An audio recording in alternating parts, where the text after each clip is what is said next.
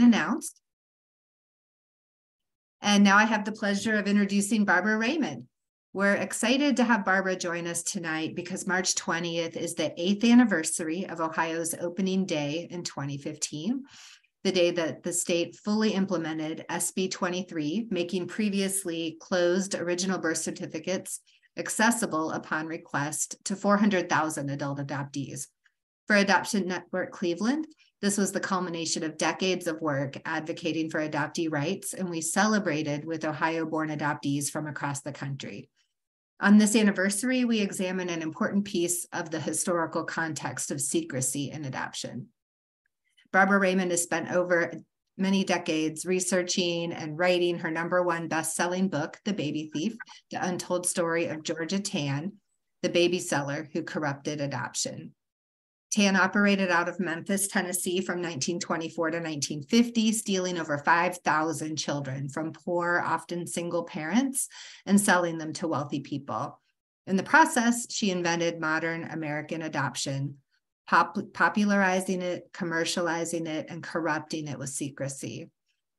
Barbara, who's an adoptive mother herself, was the first person to discover that Tan began the practice of falsifying adoptees' birth certificates, sealing their true ones and issuing false ones that portrayed their adoptive parents as their birth parents.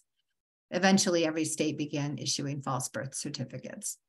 Barbara's the author of The Baby Thief, as well as articles in the New York Times, USA Today, Writer's Digest, and many other publications.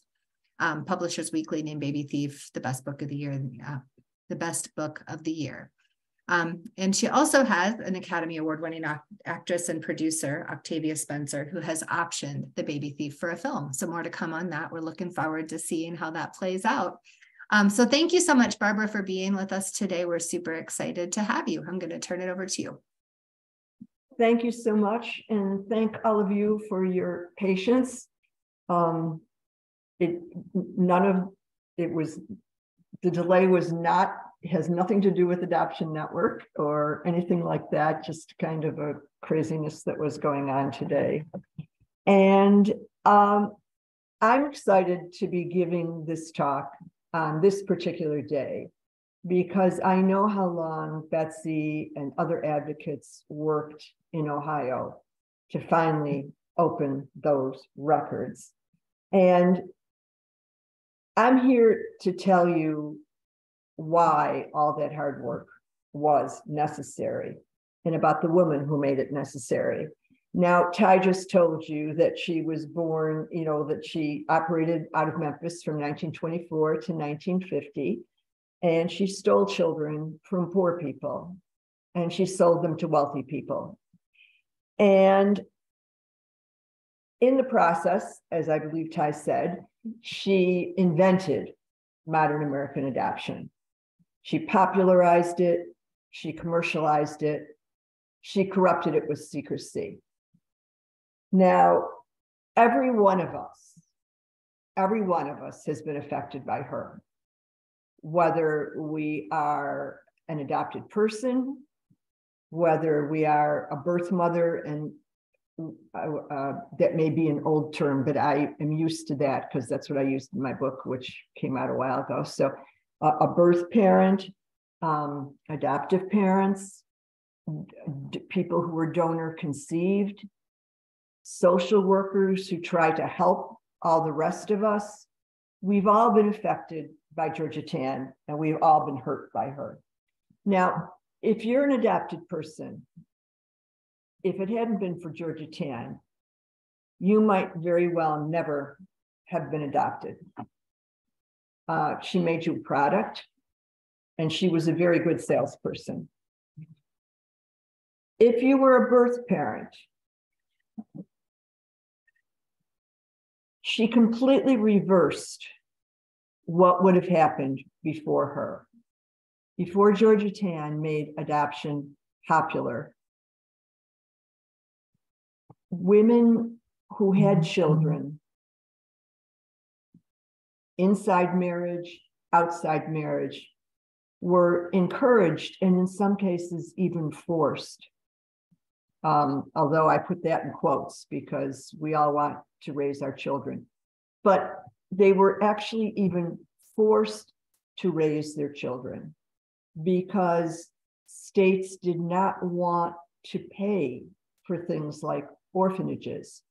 So there were laws called bastardy acts, and they called for the imprisonment of anyone who did not care for and support a child born outside marriage. There were 6-month laws that mandated that mothers breastfeed their children for 6 months. The idea being that then they would bond with the child and they would keep the child, again, so the state wouldn't have to pay for orphanages. Now, this to me sounds like, although it's kind of crazy that it had to be that it was mandated, this sounds like this was a very good thing, but that mothers were allowed to keep their children. But once Georgia Tann made adoption popular and she made children commercially viable products, she and the social workers who were influenced by her began considering birth mothers. She called them breeders. They were vessels. And she forced them, in many cases, to relinquish their children. She's the reason why some of you may have had to go to a maternity home and be separated from your family and away from the child's father, and maybe made to give birth alone. By 1950, she had so influenced social workers that 90% of women who went to maternity homes relinquished, in quotes, their children. It wasn't so much, to me, relinquishment implies choice. And I don't think these women had choice.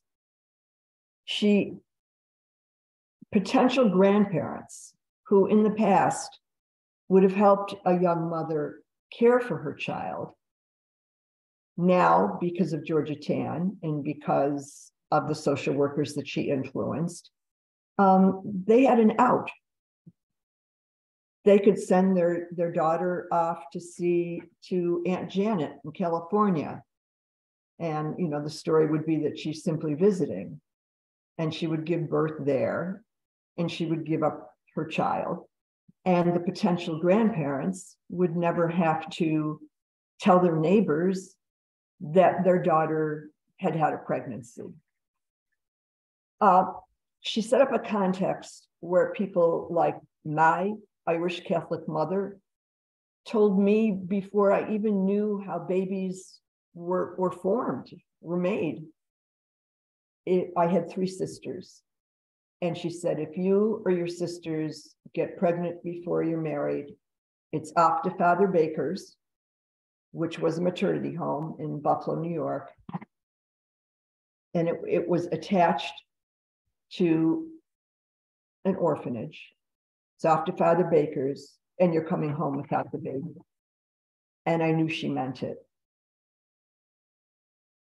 Georgia Tann influenced people like me, adoptive mothers.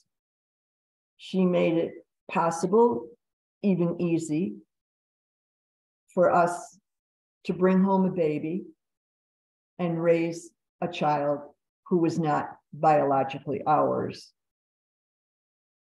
And before I realized that Georgia Tann had an impact on adoption, I thought of her, and I think this was my subconscious trying to protect myself.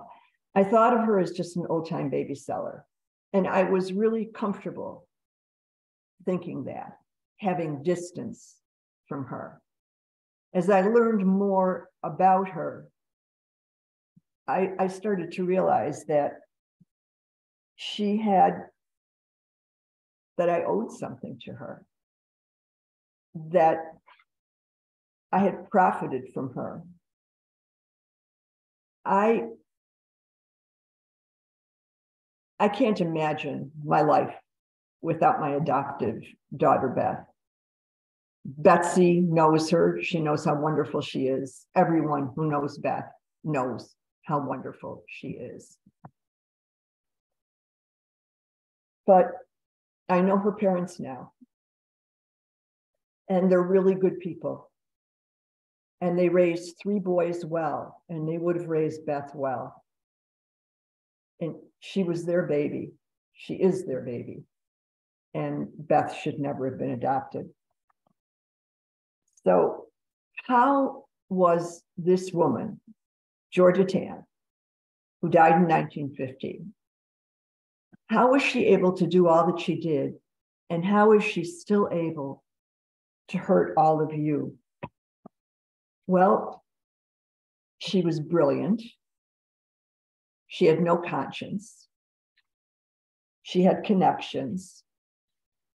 And she had gall. I'll tell you how I first learned of her, because it'll tell you a little bit about how she operated. In the 1990s, I learned of a woman named Alma Sipple. And Alma Sipple was a single mother. She was poor, and she moved to Memphis in 1945. And she had a beautiful baby, a 10-month-old baby with blonde hair and green eyes. And she took this little baby for a walk. And when she got back to her apartment, there was a knock on her door. And the person knocking was Georgia Tan. And Georgia Tan said, I noticed your daughter's a little under the weather. And Alma said, well, she has a cold. And Georgia Tan said, well, you know, I'm a social worker. I know a lot about children. And she just barged in and she looked the baby over. And she was saying things like, oh, really, this is bad. And she said to Alma, she needs to see a doctor.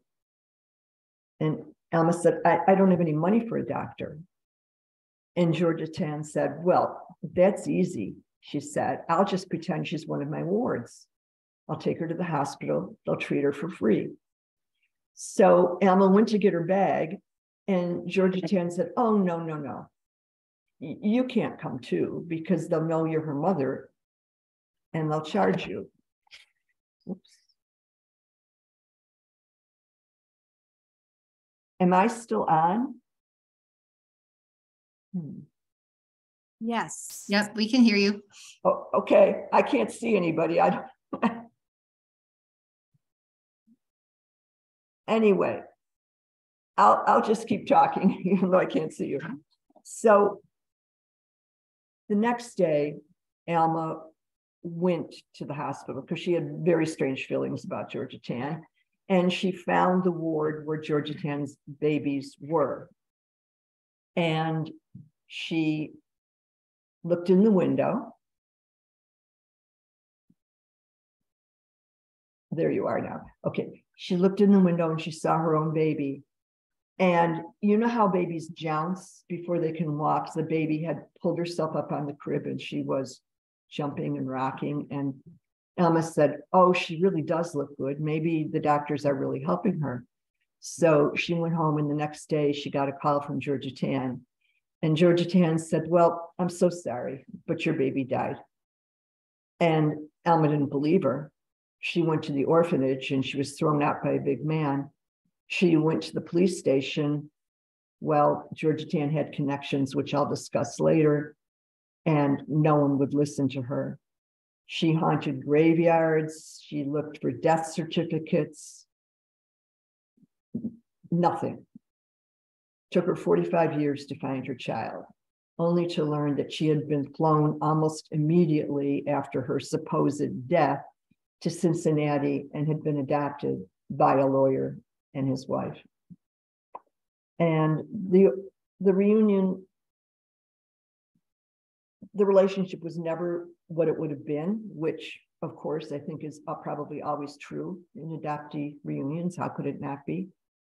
And Alma's daughter was educated, and she had a master's degree, and Alma had a 6th grade education, was living in a trailer. And Alma called me and she said, "What can I get her for Christmas? I'm afraid to insult her with my taste." And about a year later, she called me from the hospital. She had had a heart attack, and she and her daughter were not in touch very much, partly because Alma had wanted a lot of publicity for the reunion, and the daughter had not been comfortable with that, and I can understand that completely. But she said, no one who hasn't lost a child this way can know how horrible it is. She said, there's a hole in me that will never be filled. And I couldn't forget Alma, and I couldn't forget Georgia Tann. And I learned gradually that she had arranged over 5,000, probably closer to 6,000 illegal adoptions. She had abused children in her care. Some of the children were placed with pedophiles. She was so neglectful of their health, putting maybe 5 babies in a crib. And if one child was sick, of course, soon they were all sick. And Georgia Tann was very proud. So she would not take these babies to the hospital. 40 to 50 of her children died in one 3-month period in 1945. By the 1930s, Memphis's infant mortality rate was the highest in the country. And people from Washington came to investigate that. They attributed it to Georgia Tann, but because of her connections, nothing was done. I was trying to understand Georgia Tann, because how could someone do this? So I went to her hometown of Hickory, Mississippi in the 1990s. And Hickory at that point had a population of like 470 people. It was a very insular town. I had flown into Memphis about a week earlier, and in the plane descent, my eardrum had burst. And so I was in pain and I had a fever. And when I got to Hickory, I saw a store. I thought it was a drugstore. And I went in and I asked for aspirin and bought it. And I asked if they had over-the-counter eardrops, and they didn't, of course. And everywhere I went to interview the people that I had set up interviews with, they would pour me iced tea, they would talk to me, and then they would say, "Heard you tried to buy eardrops at the 5 and dime." Everywhere I went, people knew where I had been. And in one house, I was very excited about this interview. The woman was 99 years old, but I had been told her mind was as clear as glass. And she had been basically a contemporary of Georgia Tann's. And I went to see her, and she had 2 big sons. They were like in their 60s maybe, and they had bib overalls on it. They flanked her wheelchair, and they had their arms like this. And when I would ask her a question, one of the sons would answer, and the answer would have nothing to do with my question. They would talk about how Georgia Tann's brother liked to hunt possums and various things that were irrelevant. And at that point, I felt like I was going to faint. It was very hot and my fever was spiking. And I got up to go, and one of the men came over and he pushed me down into the chair and he held me down. And he's yelling at me about Yankees coming in, snooping around. And he said, "You Yankees brought the," and he used a very bad word for African-American people, "down here. We used him and we took the rap." And his other brothers started yelling about the Civil War. Eventually, they let me go. My book is optioned by Octavia Spencer, the Academy Award-winning actress who, if you know her, she's African-American. And when the first time I met Octavia, I said, she was saying, "Oh, Barbara, you were brave to go there." And I said, "Not really. I didn't know what was going to happen." And I said, "Octavia, I knew if I hadn't been white, I'd be dead." And then I went to the next interviewee on my list, and it was out in the woods, and I had really funny feelings about this, but I had come so far. I knew I had to learn more about Georgetown, and I knocked on the screen door, and a man came to the door, and he just had on like an undershirt and shorts. His arm was down to his side, and I said, "I'm here to see," and he said, "She doesn't want to talk." And he raised his shotgun level with my face. And I just froze. And then I ran to my car and I went back to Memphis and I flew home. At that point, I was living in Cleveland and I still am. But one thing that came out, the only really useful part of that little trip was this. I started to understand how hard it must have been for Georgetown to grow up there. Now, I'm not excusing her. Octavia Spencer tells me, "Barbara, she's just plain evil." But I was trying to find something that made her take up the career, if you can call it that she did.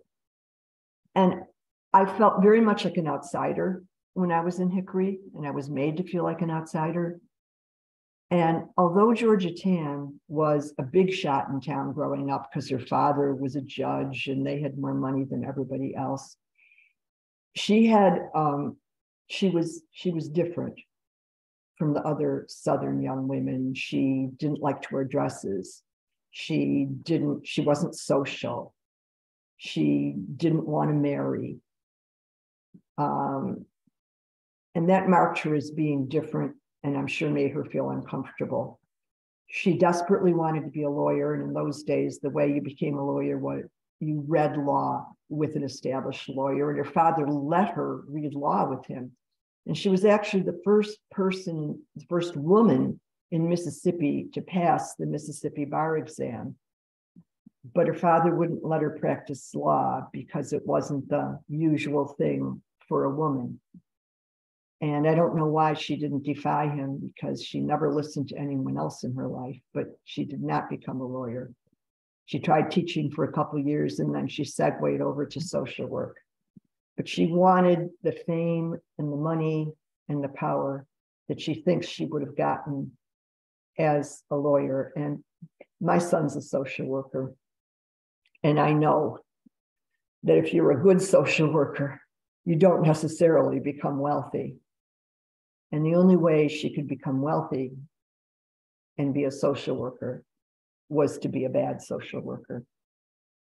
So she started stealing children very early. In the late 20s, she drove up in her Model T to a kind of a shack in Hickory, Mississippi.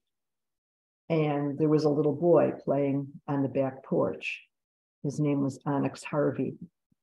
And she lured him to the car with the biggest candy cane he'd ever seen. His mother was diabetic and pregnant and a widow.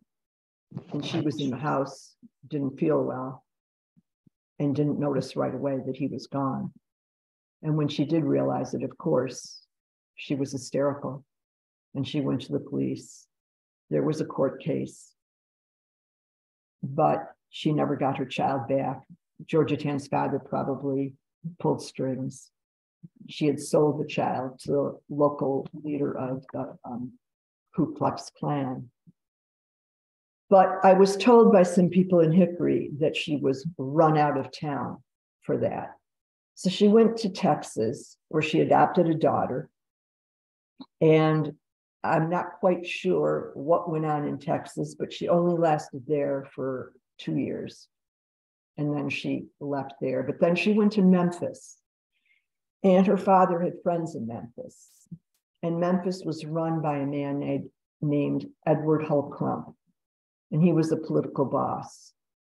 And she got in with him. And once she got in with him, she was untouchable. Deputy sheriffs helped her steal children. Judges ruled against frantic birth parents in habeas corpus suits. She had spotters. These were bad social workers she had influenced. These were deputy sheriffs. There was a juvenile court judge. They were always on the lookout for a child that she could peddle. And they were particularly on the lookout for children with blonde hair and blue eyes. Now, at first I thought that her biggest professional coup had been getting in with Boss Crump. But then I realized her biggest coup was something that I would never have dreamed would have been necessary. And that was the evocation of an adoptive market. Before Georgia Tann, virtually no one adopted children. People believed in eugenics. The sins of the parents were passed down to the children.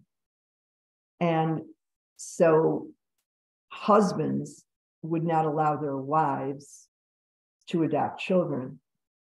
And children who were orphaned or whose mothers needed perhaps surgery and wanted someone to care for their children, those children went to baby farmers. And baby farmers, if you ever want to look it up, the New York Times was full of articles about baby farmers in the 1920s.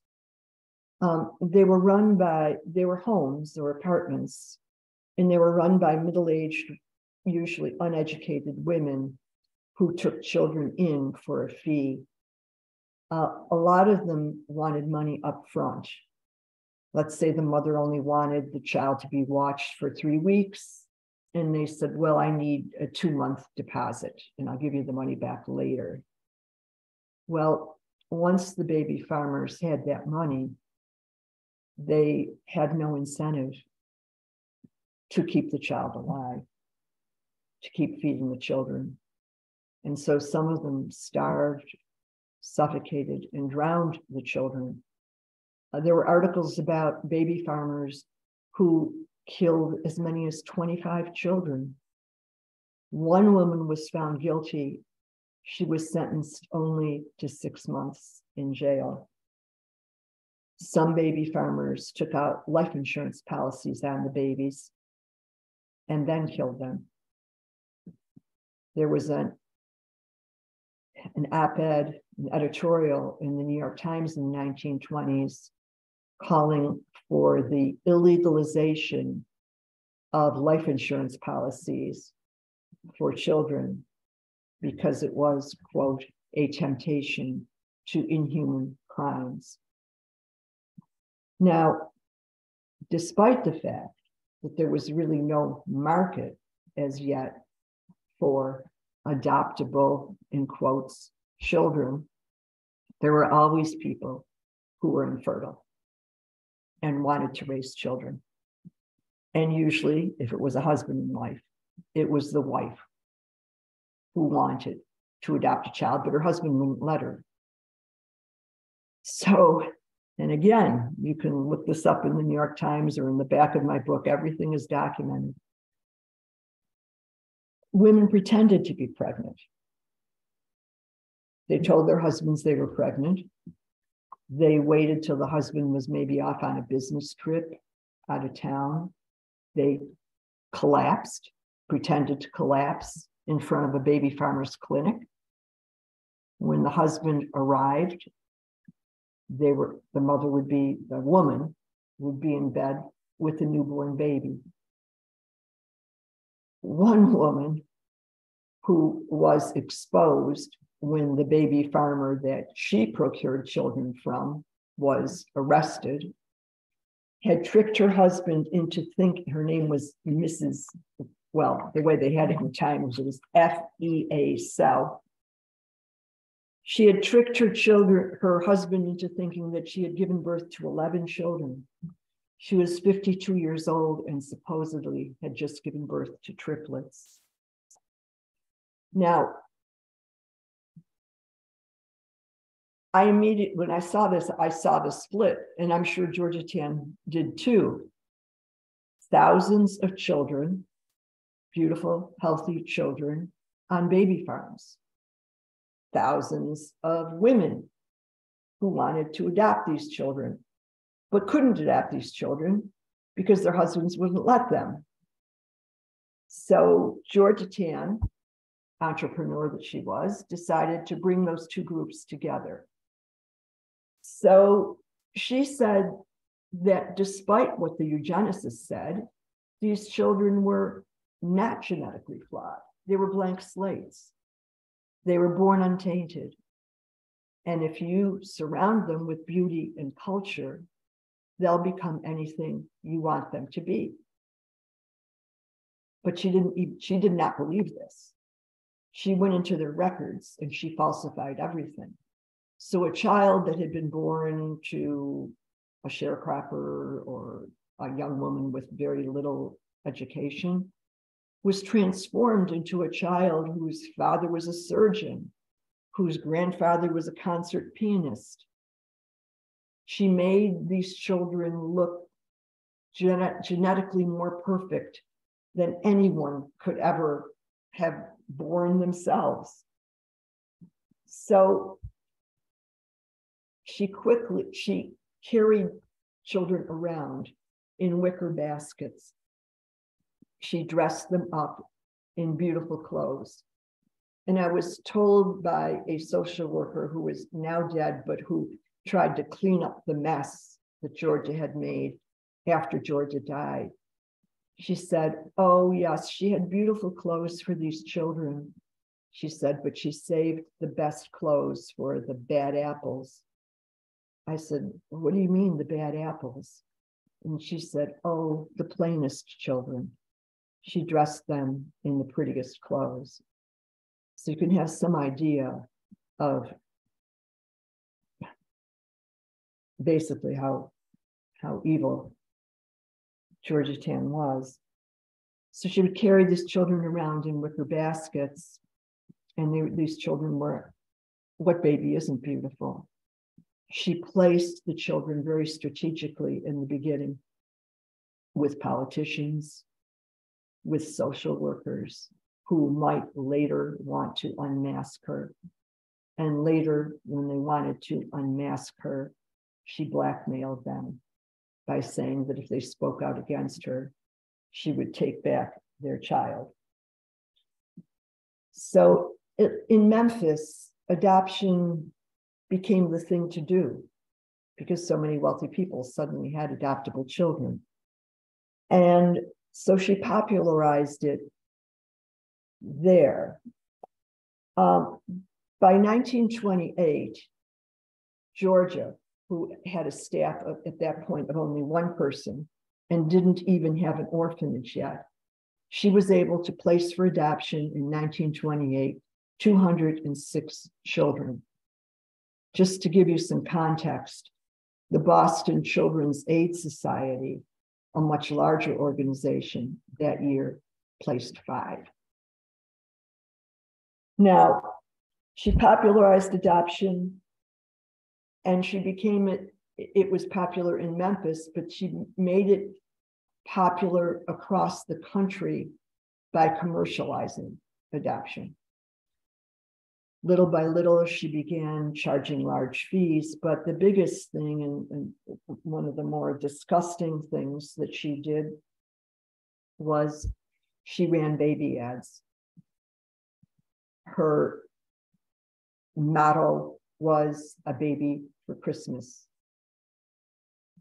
So from 1929 through the 1940s, from November through January 1st, every day in the Memphis Press Scimitar, on the front page usually, ran a picture of a beautiful baby, or sometimes a toddler, sometimes one child, sometimes two children, sometimes three.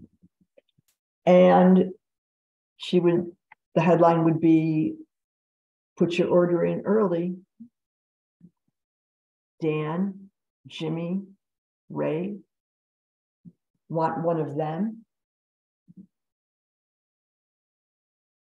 One ad, and I included it, there's just a little photo insert in the book, but this ad bothered me more than any of the others. And I have to say that I did not make myself read all the ads. When I did the research, nothing was indexed.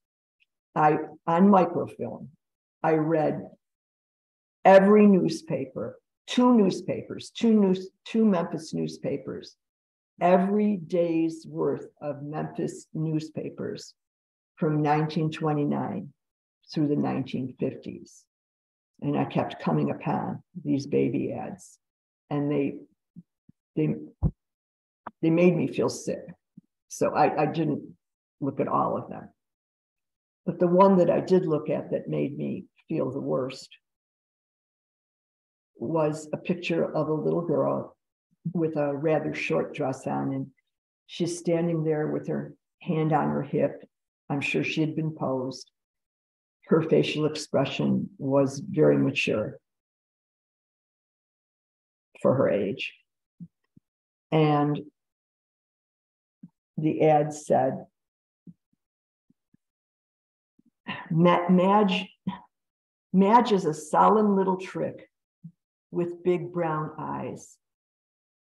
She is 5 years old, in quotes, awful lonesome. It was like a pedophile's dream. So Georgia Tann bragged that her children were going to wealthy homes, and for the most part they were. Movie stars adopted through her. June Allison and Dick Powell. Joan Crawford got her twin daughters from her.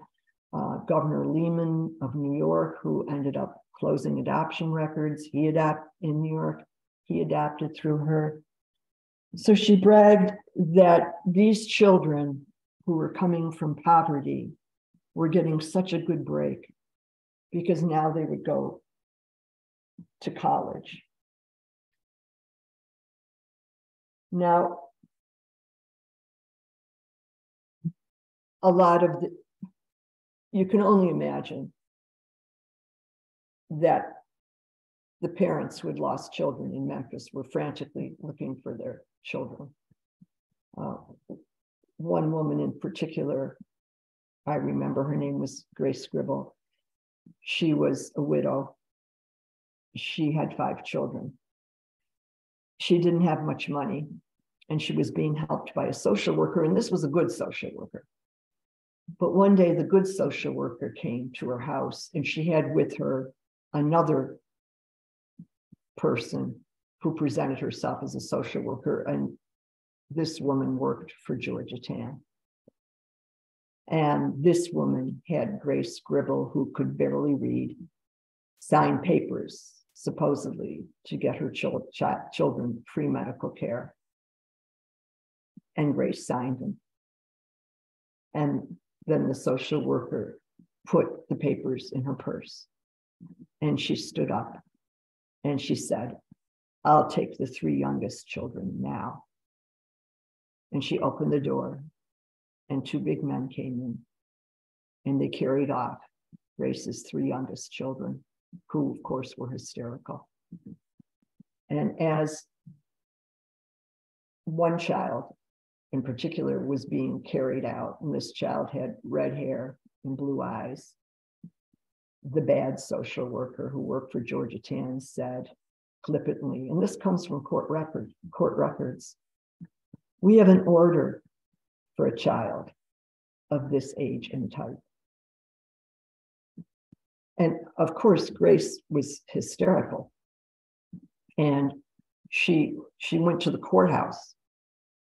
Georgia Tann was there because she was already trying to get adoption papers filed or something for these children. Grace grabbed Georgia Tan by the arms and shook her. And she said, "Where are my children? I want my children."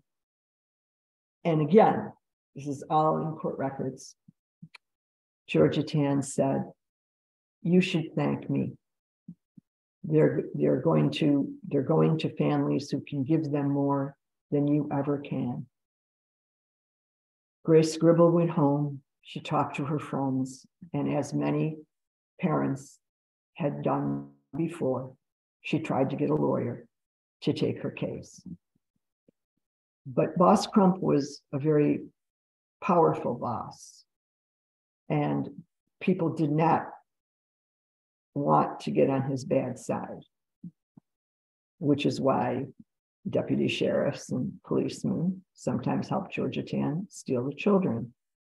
So it took her an awfully long time to find a lawyer, but she finally found a young female lawyer who took her case. And the case went all the way to the Tennessee Supreme Court. And again, this is all in records. And this is what the judge ruled. Now, her 3 children had been split up, and they were in 3 different states.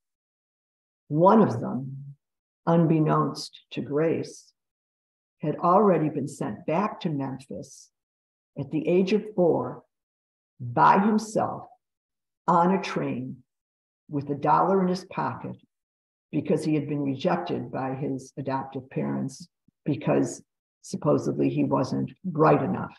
He ended up in foster care.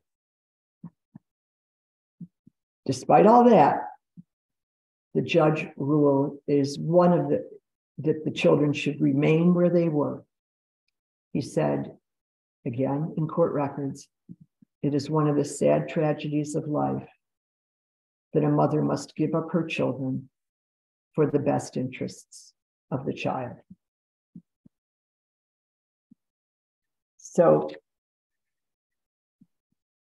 I read so many habeas corpus suits, and all of them, it was so clear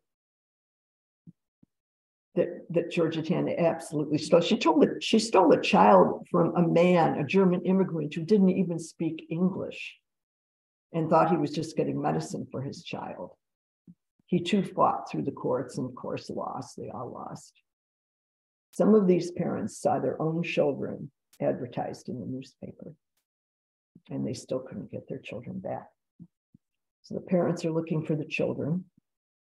And eventually, some of the children were looking for the parents, because not every child that she took was really young. I went to outlying counties where you could still, for some reason, the adoption records had not really been sealed yet. And I saw cases in which men from Long Island had adopted a 16-year-old boy or a 16-year-old girl. Well, you know that was not good, of course. So some of these children were looking for their parents. So this is why Georgia Tan started falsifying the birth certificates and sealing the records. She couldn't, it was an odd situation because she was paying off so many people that virtually anybody in Memphis must have known what she was doing. And there were always, I saw so many articles in the newspaper about the habeas corpus suits. People had to know she was a baby thief, but outside of Tennessee, not as many did, apparently. And she said that sealing the birth certificates was for the child's good. Nobody would have to know that the child was adopted. If it was a girl, she would be able to join the DAR or a sorority. a rich mother would allow her son to marry this child, because there was an onus to some extent on adoption in those days, of course. And she spoke across the country about this. And little by little, every state in the country began falsifying adoptees' birth certificates. Now, we can go a few more minutes. Okay, to make sure we let everyone have a chance to ask questions. Okay, I'll wrap this up. I'm getting so depressed talking. So it's heartbreaking. She had so many people helping her. She was allowed to operate until she died. Only 2 parents got their children back. One woman, brave woman, stole her own child back. A father got his child back because he too had been sent back by an adoptive family because he wasn't as bright as they had been led to believe he would be. Tennessee retroactively legalized every one of her illegal placements.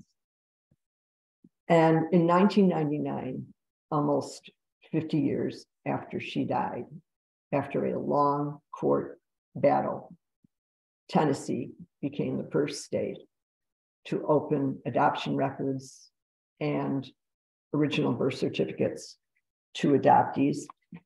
And other states have filed suit. And as mentioned before, thank God, and because of Betsy and Adoption Network and lots of advocates, Ohio officially, little by little, Ohio opened, and by 2015, original birth certificates, as I understand it, are open to all adoptees adopted in Ohio. My own daughter was adopted in New York State. They opened in 2020, but by then, because of Betsy and Adoption Network, I had long found her family, and she found 2 parents, married, 3 birth brothers, 4 grandparents, aunts, uncles, cousins. It's a happy, ongoing reunion.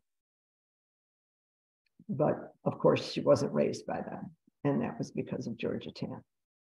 So if anybody has questions or comments.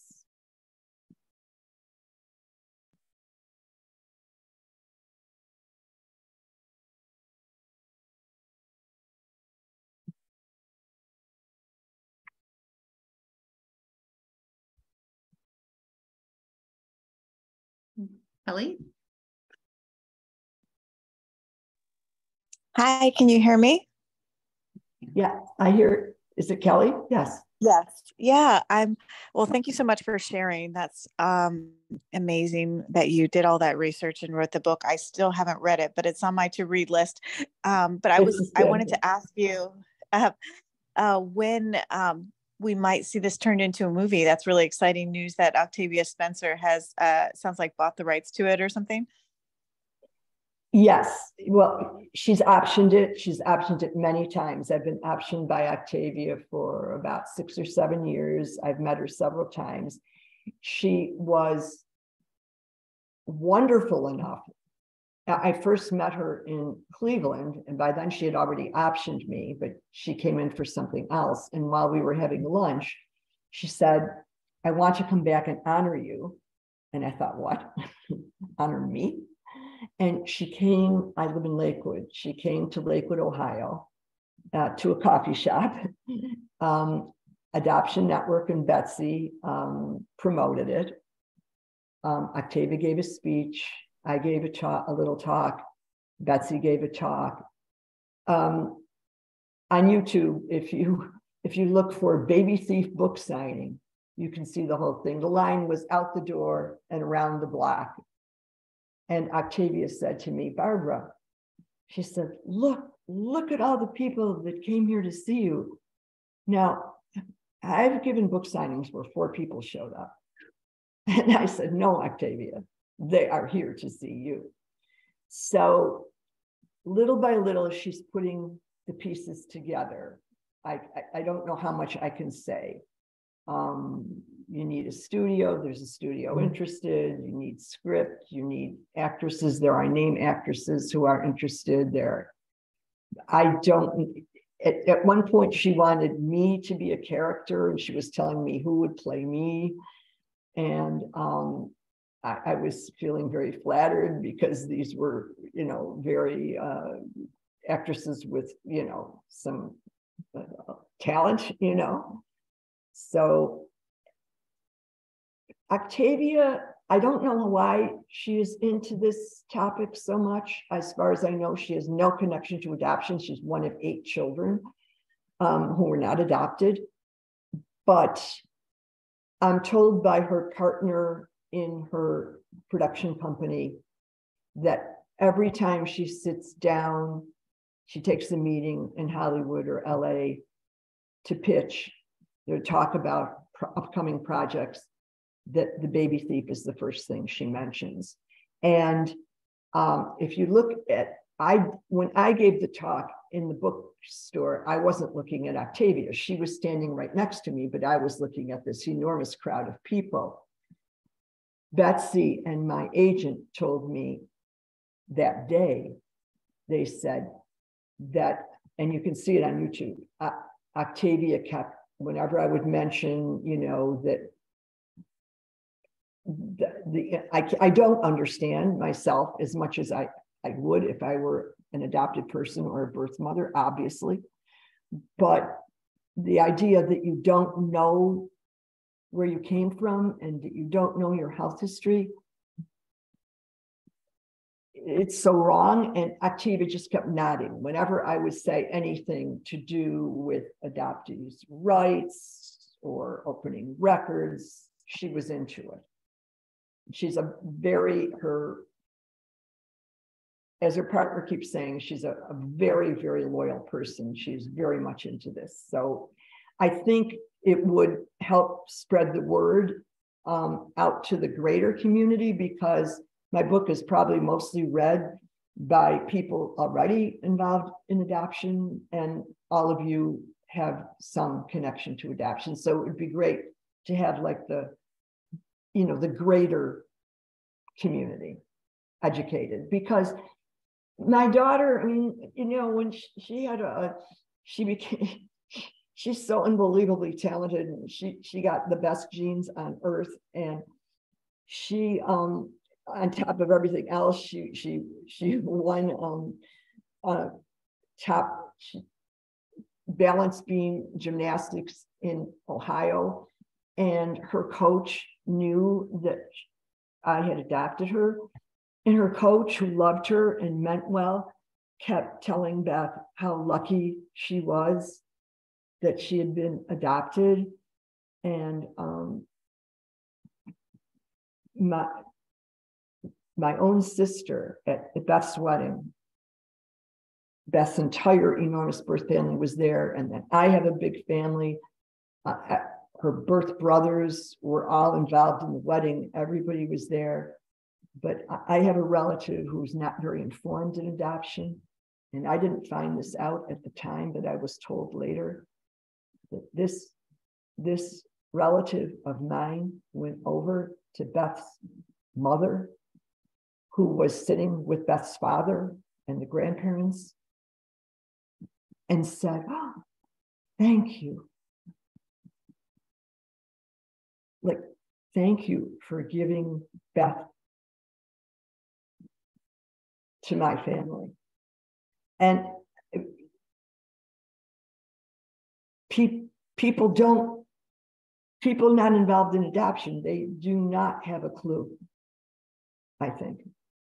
So I'm hoping my book, but again, mostly read by the people involved in adoption, I'm hoping the movie will make people more aware, because I had the good part of adoption, I mean, I shouldn't say good.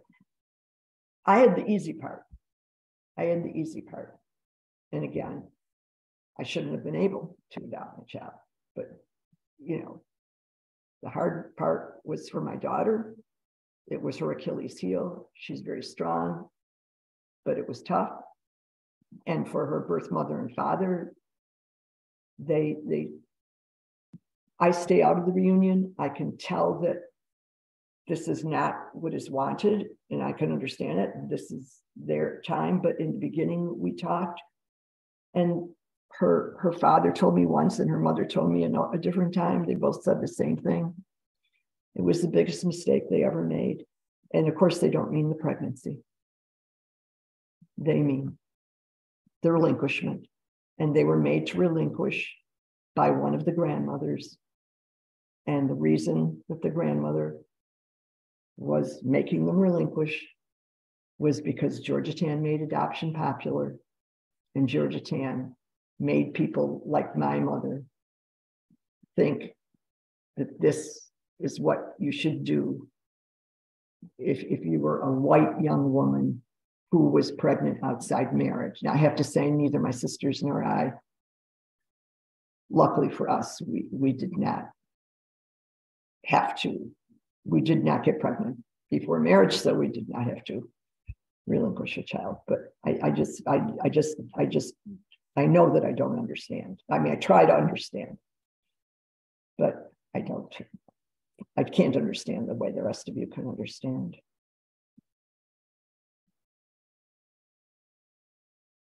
Two more questions. Susan? Yeah, I just want to say absolutely fascinating and heartbreaking. I was adopted from the Unwed Home for Children's Mothers in Boise, Idaho, Booth Memorial. What I do know is that my birth mom went to find my birth dad to tell him she was pregnant. And then she writes in the adoption records that that he was an alcoholic gambler, womanizer, which he was. And I would meet him later in life, and he would apologize all the time. And he would always say this: he should have never been a dad. And it's true. Yep, he was right. But I met her family too. She didn't have any support. She grew up in Montana in a trailer park. And when I went and found them, I mean, there was no support for an unwed home for her along with a baby. And she did marry an alcoholic later and have kids and had a real abusive life and died at 41 the year I could find her. But I guess the question is just heart-wrenching. I don't even know how to ask it. Like, it sounds like this woman just made money, kind of like, remember that Three Identical Strangers, kind of like that situation. I don't know the names in that, but I think it's Identical Strangers. Yeah. Yeah. But it's just the whole thing. I think it was interesting that hardly anybody was able to find their people. And the biggest thing is that these children were sold. It just makes me cringe inside to what happened to them. And when you describe that lady dressing up her children, you know what it reminded me of? Hitler's time. The mothers were trying to save their children. And I just wondered if you had any, I don't know, did you ever get personal stories or accounts or meet anyone or any kind of, personal, or it got personal and you could actually sit across the table from anybody? Did you ever have that experience from any of the people that you wrote about? Like any of the, yeah, okay. Many. Unfortunately, an awful lot of them are now dead, because I was doing my research in the 1990s. So, like, the mothers are dead. Georgia Tann, when she died in 1950, there were 24 children still in her custody. But those are, so even the people who were adopted through her, if they were born in 1950, they are not young and they are dying off. But in the book, there are two adoptees that I followed the most. One was a man named Billy and Hale, and one was a woman named Barbara Davidson. And well, this whole thing just broke my heart. And I felt like I had to finish this. It took me forever when I would go to Tennessee, the politicians and stuff that I would talk to, they were all lying to me. And all of Georgia Tan's records had been allowed to be destroyed. Someone protested it, a lawyer who was, after her death, trying to, find out what she had done. And a judge ruled that Georgia Tan's own lawyer, who had stolen her records out from under the nose of this other lawyer, he said, oh, okay, well, he can only keep them for 3 months, and then he has to give them back. And of course, when he gave them back, there was nothing there. And I filed a Freedom of Information Act, but, adoption is secret. You can't get it. I almost gave up. I had an agent and I had a contract, but I was going to not finish. I hadn't even really begun. I knew that I would never get enough information to write this book. And then this is the 90s. Okay. So people were still reading the newspapers. So I began running personal ads in the LA Times, because a lot of the kids went out to Hollywood, and the New York Times, because that's where the money was. And I got nothing. I got no responses from those because people there weren't looking in the personal sections about, trying to find people. I ran an ad in USA Today. I got one response, but I ran ads in the Memphis newspaper. By then there was only one newspaper left, and states surrounding that. And I had over 900 calls, and everybody put me on to somebody else. And these were mostly people who had been adopted. There were some birth mothers. There were a fair number of social workers and doctors who tried so hard to stop her, and so did these social workers, and they just weren't able to. And, I'm getting older, and it made me feel good for my own possible future, because these people, the social workers and the doctors and the nurses who were calling me, they were in their 90s. I would visit them in nursing homes in Memphis, and they had their wits about them. I talked to 8 different pediatricians and doctors, and probably they are dead now.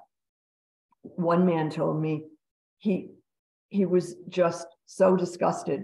He was a resident at a hospital. I think it was the Baptist hospital, that they serviced people who didn't have much money. And that's where Georgia Tan knew that women, if they gave birth in the Baptist hospital, they didn't have a lot of resources.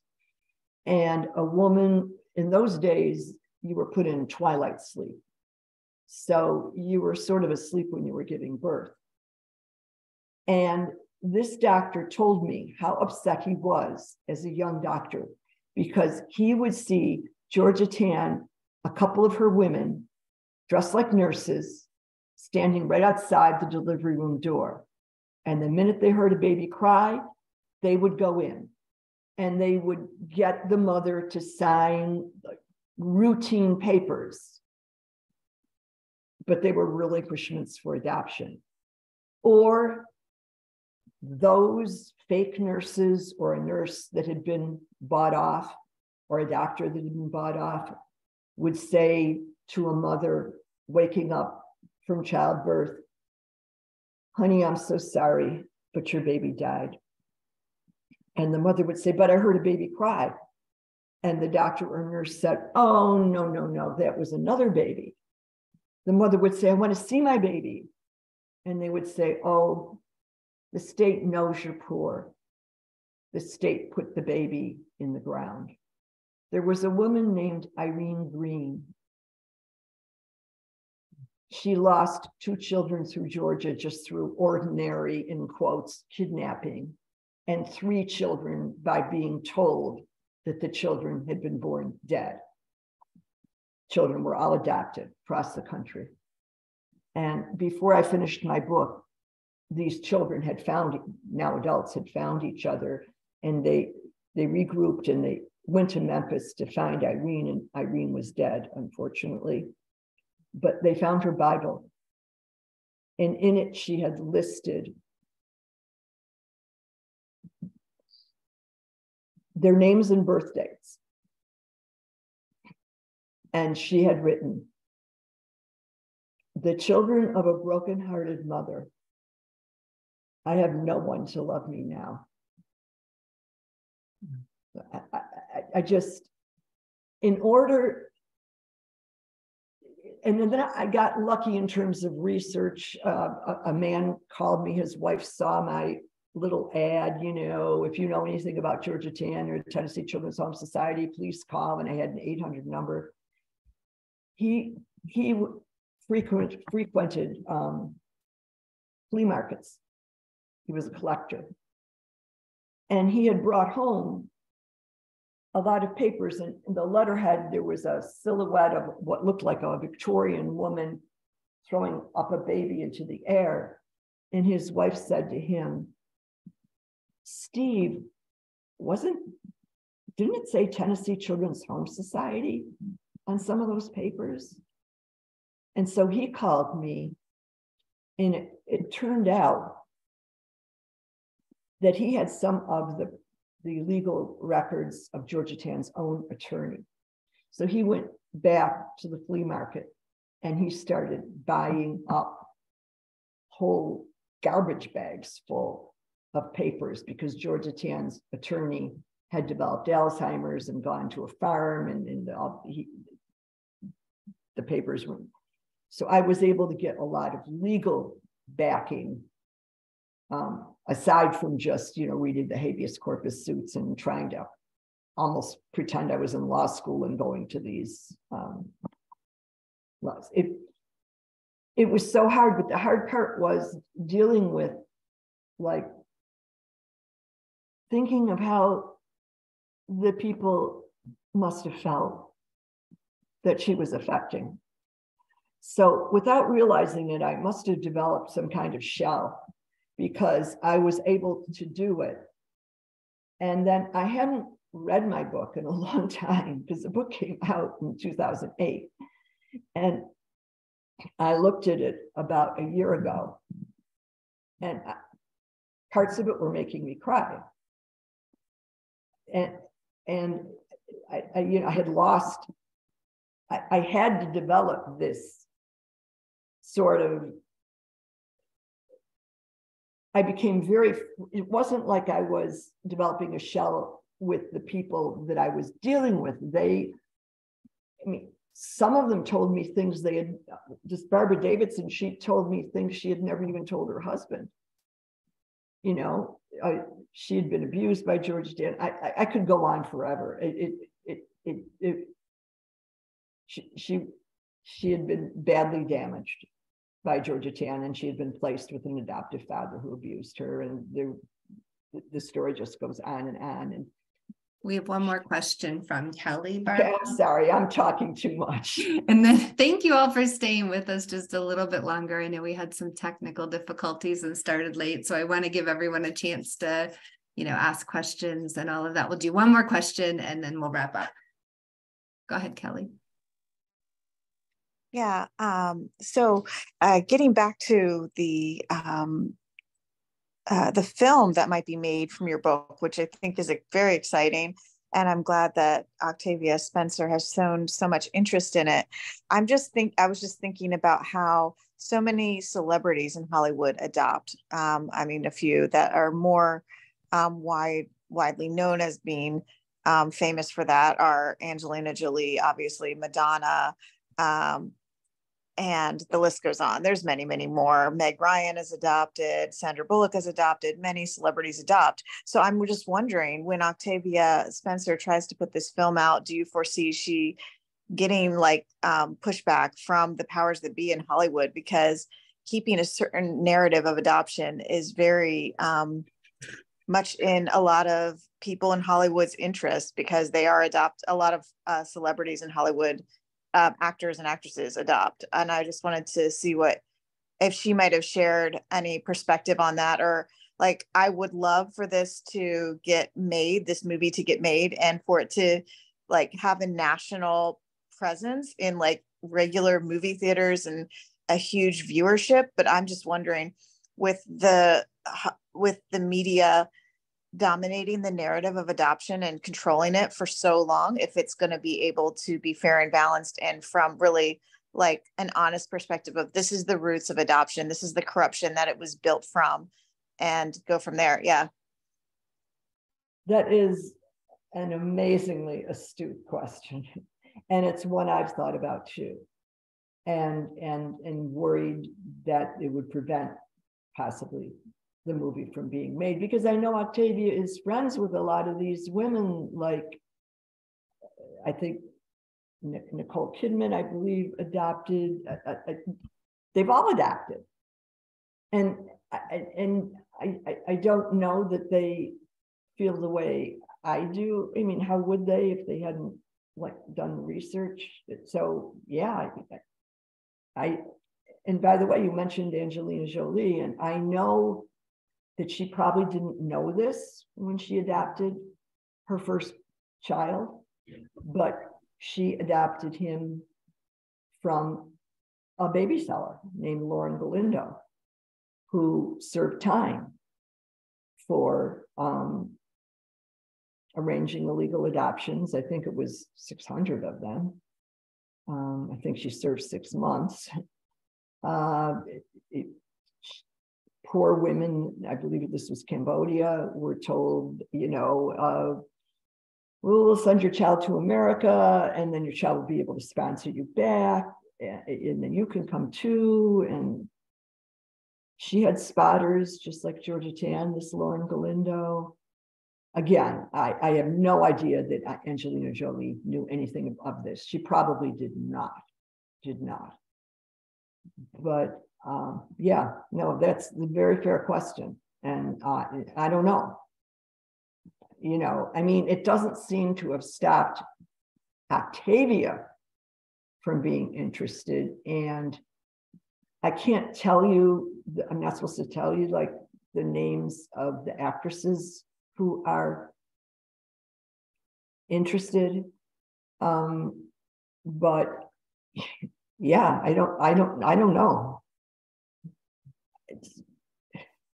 Well, thank you so much, Barbara. We're really grateful that you were here with us tonight. And thanks to everyone who joined us this evening. I did put a link in the chat for a survey to complete for tonight's program, as well as links to our calendar for upcoming programs. As many of you know, Adoption Network Cleveland's a nonprofit organization serving individuals and families impacted by adoption, kinship, and foster care through support, education, and advocacy. We're a membership organization, and we hope that you'll consider joining as a member. To find out more about our organization and to support our work, please visit our website at adoptionnetwork.org and join us for this series in April or for one of our other programs that are coming up. Thanks so much, everybody, for being here tonight. Thank you all.